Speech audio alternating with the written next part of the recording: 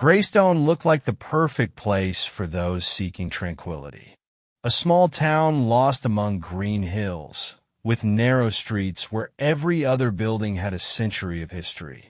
The population barely exceeded 1,000 people, and most of them knew each other since childhood. This corner of the world seemed safe and almost idyllic, but something about it always gave me a strange feeling. A subtle echo of something invisible that seemed to be hiding in the shadows of these old streets.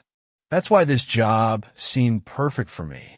After several years of working in the big city, where every day was filled with challenges, dangers, and tension, I was looking for a place where I could relax a little. The police station in Greystone seemed small, quiet, and almost inactive.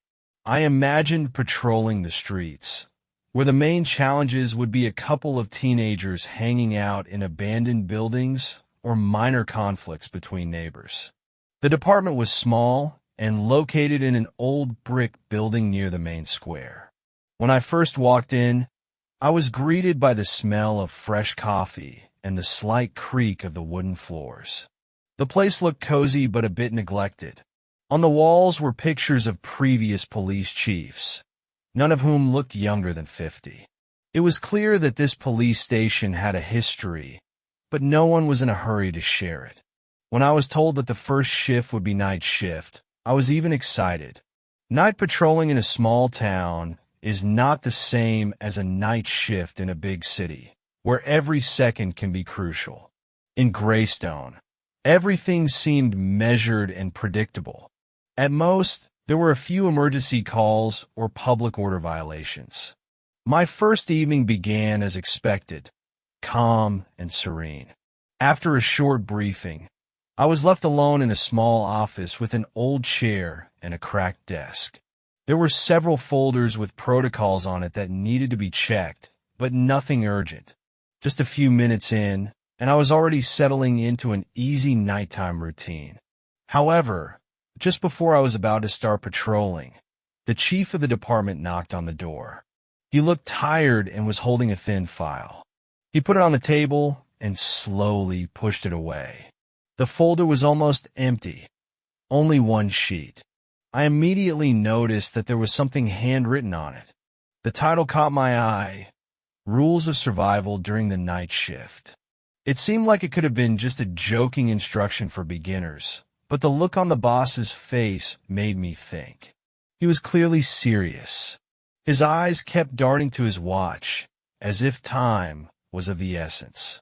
I slowly took the sheet and started reading. The list was strange. There were 6 rules, each of which looked like it was made up for some horror movie. They dealt with specific situations that could happen at night. Avoiding certain places, not interacting with strangers if they appear in certain locations, and always doing things at a specific time. One of the rules was to turn on the siren at 3:33 a.m. and keep it on for exactly 1 minute. It looked as if someone had decided to scare the newcomer. But there was something about this list that kept bothering me. I felt like it was more than just a joke. I tried to dismiss the idea that these rules had any basis, but I could feel anxiety creeping into my mind. Some strange things were happening in this town, and I knew it. When the clock at the station struck 10 in the evening, I went on my first night patrol.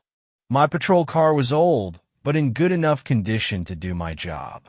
I drove up to the neighborhood, where it was dark and quiet. The street lights flickered, creating a strange atmosphere, and the wind that walked between the trees was like a dull whisper. The 6 rules were still running through my head, and I occasionally glanced at the sheet on the passenger seat. The night was just beginning, but the sense of calm I had expected was far from reality. The town, which seemed so cozy during the day, took on a completely different look at night. The shadows became thicker, and every sound seemed louder than it should be. My first night promised to be nothing like I had imagined. Strange events awaited me ahead, each one even more incomprehensible than the last. Greystone was hiding something in its dark corners, and tonight I had to find out. The rules didn't seem so ridiculous as the car drove past the old cemetery and the headlights snatched a figure out of the darkness that seemed too still to be just a statue. As soon as I started patrolling, I realized that the night in Greystone was not as quiet as I expected. The thick fog that enveloped the streets created a sense of alienation. Even familiar places looked ominous. My car rolled slowly along the empty roads, but I couldn't shake the thought that I was being watched. The first call on my shift came around 11 in the evening. Someone reported strange noises near an old cemetery on the outskirts of the town. The department asked me to check the situation, and I immediately felt the adrenaline starting to circulate in my blood. The cemetery was dark and quiet. When I stopped the car, everything seemed too calm. The fog formed bizarre shapes that seemed alive when illuminated by the headlights. I remembered the second rule on the list. If you see a woman in a white dress near a cemetery, avoid talking to her. When I got out of the car, I felt a strange sound pierce the silence. It sounded like a whisper, but it was far away and yet close at the same time. My heart beat faster, and I began to look around carefully. Nothing was out of the ordinary, except that the shadows of the trees seemed too mobile. I turned on my flashlight and took a few steps toward the main gate. The metal door of the cemetery creaked as I pushed it gently. The sound seemed to cut through the night, and the silence became even heavier. Suddenly, my eyes caught something white in the distance. The figure of a woman stood near one of the tall tombstones. Her hair was blowing in the wind, and her white clothes glowed in the darkness. She did not move. I froze, feeling shivers run down my spine. The memory of the rules made me stop and not approach. The woman did not move, but the feeling that her eyes were directed directly at me did not leave. I took a step back, and at that moment the whisper I had heard earlier became louder. The sound seemed inhuman, as if it was created by something that had never had vocal cords. I hurriedly returned to the car, keeping my eyes on the mysterious figure. It didn't move, but something about its posture made me feel like it was ready for action. When I finally got into the car and turned on the engine, the figure disappeared. It was as if she had never been there. What happened next was even more disturbing. I drove onto one of the main roads to check out the next section. My car was the only one on the highway, but the feeling that I was not alone was growing. In the rearview mirror, the shadows behind me seemed to be taking shape. Around 1 in the morning, I noticed a car moving in the same direction as me. It came out of nowhere and kept a safe distance. Remembering the third rule, I began to follow it closely. When I turned onto a narrow road, the car behind me did the same. I sped up, and so did she. It was no longer a coincidence. I decided to check if she was following me deliberately and turned onto an old dirt road that was hardly used. The car behind me also turned off. It was getting closer, and its headlights were glowing brightly in the dark, creating bizarre reflections on my mirror. I remembered the list again and realized it could be a trap. Instead of panicking, I turned off my headlights and engine, stopping in the thick fog. The car behind me also stopped. No one got out, and the lights went out. In this ominous silence, I heard a strange ticking sound, like a clock. When I dared to look in the mirror again, I saw something that made my blood run cold. The figure that got out of the car was unnaturally tall, with disproportionately long limbs.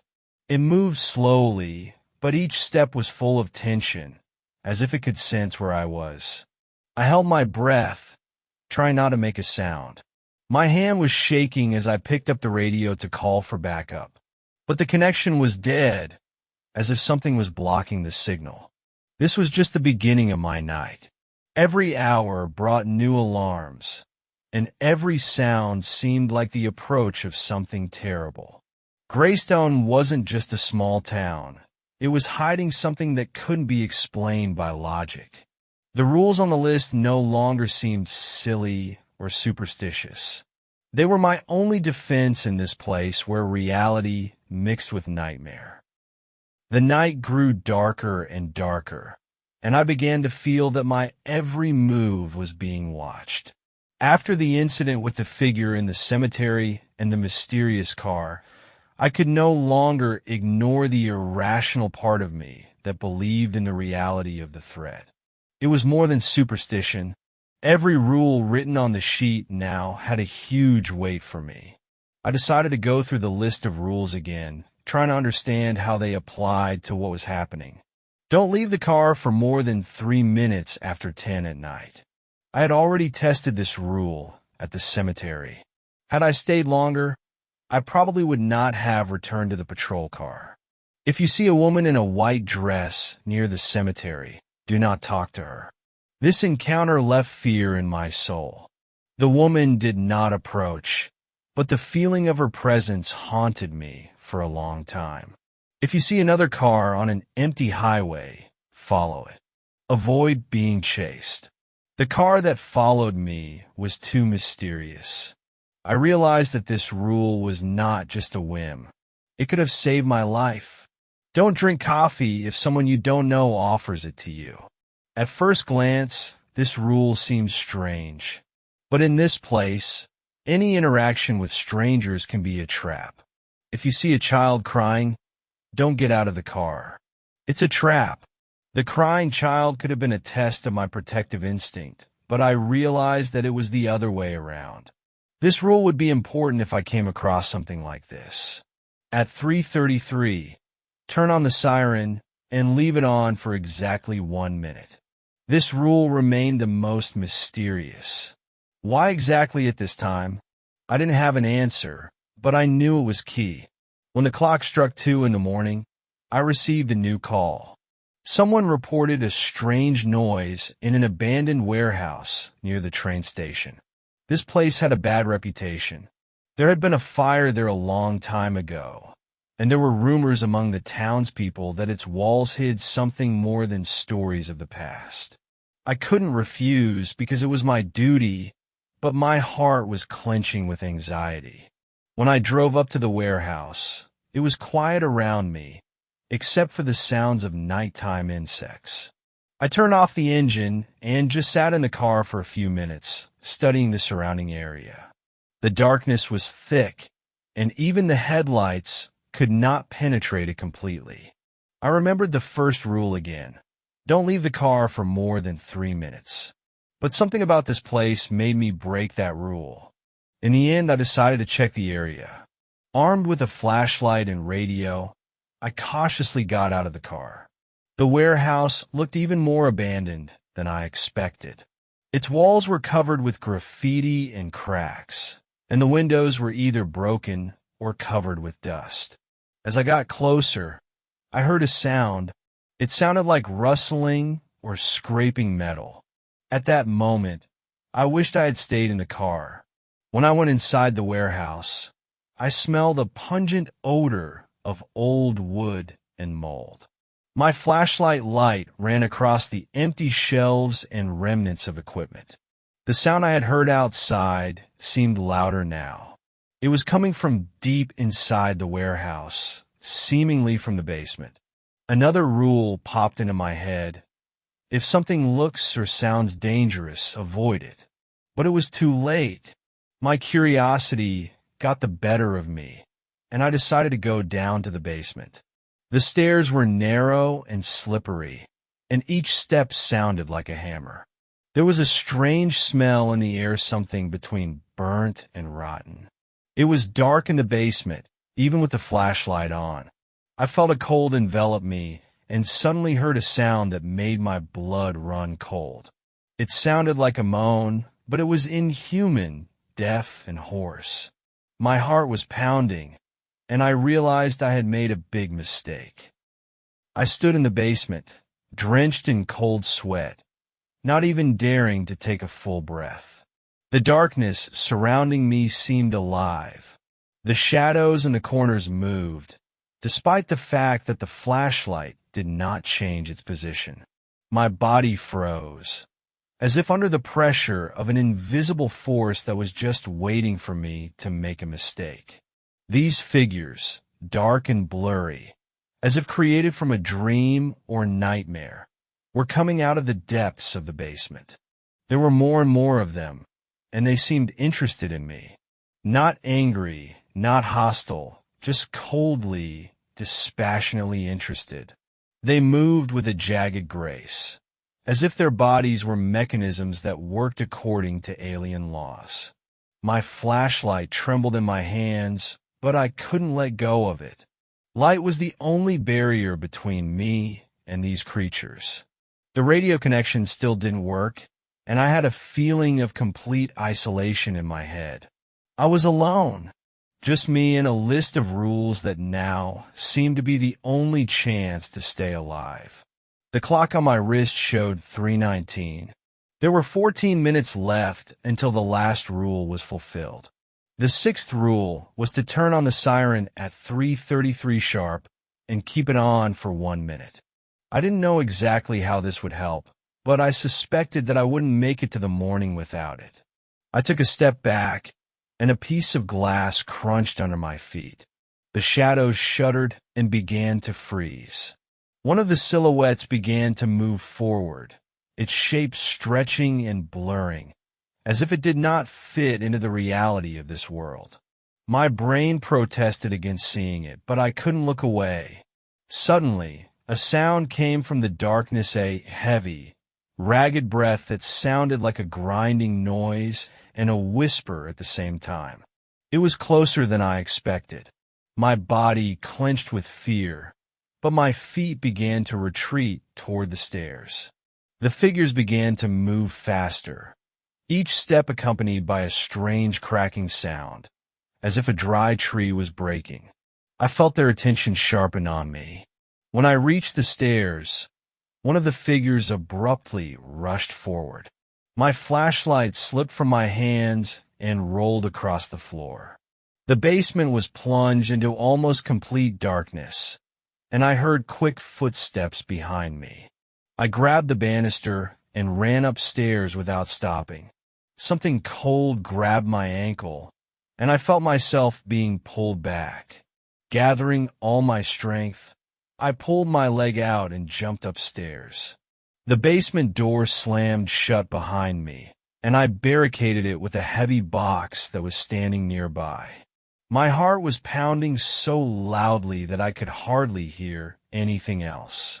But the sound of cracking and scraping from below did not disappear. The figures were trying to break through. I jumped into the car and immediately locked the door.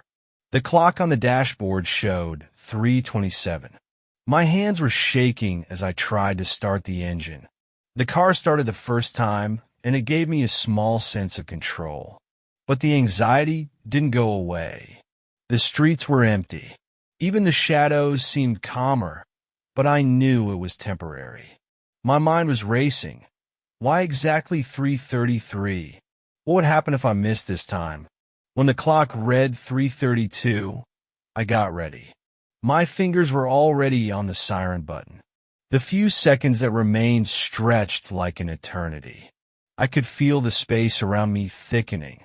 The darkness was getting heavier, almost tangible. At exactly 3:33, I pressed the button. The siren broke the silence, its sound echoing between the buildings. But it was not just a sound. It felt like it was vibrating in the air itself, making everything around it stop. And then I saw them. Figures began to emerge from the shadows. The same ones that had been in the basement were now standing on the street, but they didn't move. They stopped at the edge of the headlights. Their shapes shimmered, as if they could not fully exist in this world. The minutes seemed endless. The figures stood motionless, but their presence pressed like an invisible wall. I could feel their gaze, although I could not see their eyes. The clock on the panel read 3:34. I turn off the siren. The figures began to slowly dissolve into the darkness. Their outlines became less and less clear until they disappeared completely. The darkness became just darkness again, and the night returned to its usual silence. I sat in the car, trying to calm my breathing. My whole body was shaking, but I knew that this was not the final salvation. This was just one night of many that still awaited me in this place. The rules worked, but the question remained, why are they needed at all? And what would happen if one day I failed to fulfill them? After the siren went off, the night seemed normal as it could be after everything that had happened. Darkness enveloped the town again, but it no longer seemed like an enemy.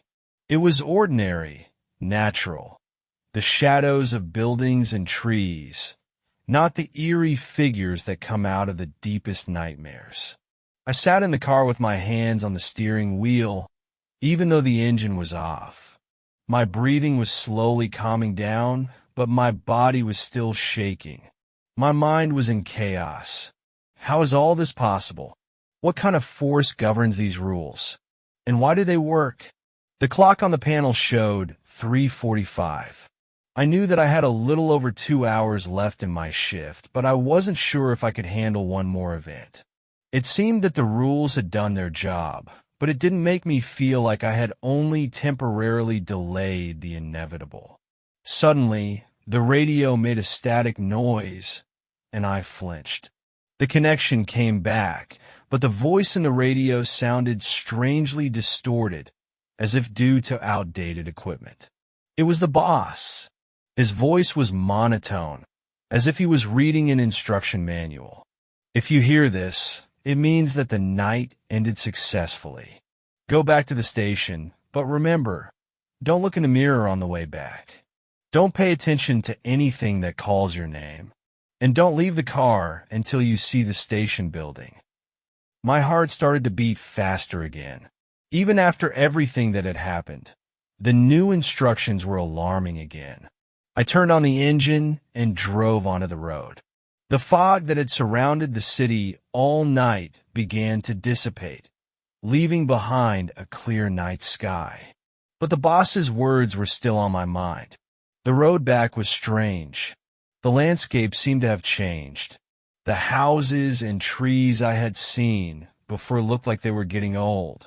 Some buildings were covered with vines, although they had looked well maintained just a few hours earlier. There were several new forks that were not on the map. This made me want to look in the rearview mirror, but I restrained myself, remembering the instructions. Once I heard my voice. "Stop," he said, sounding exactly like me, but with a changed tone, cold and lifeless. The voice came from behind me, but I didn't turn around. Soon I saw the police station.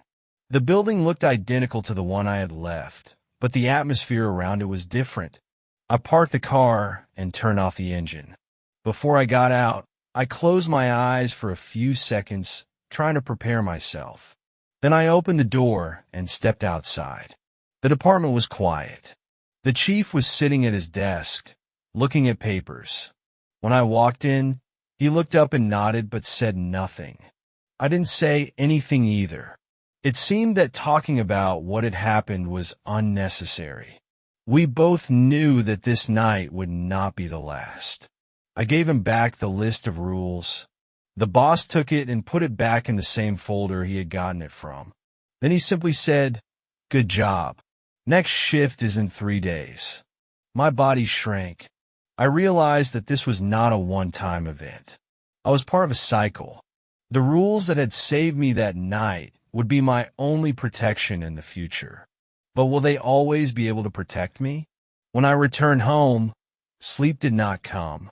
I sat in my dark room, staring into the void, trying to understand what kind of power was behind all this.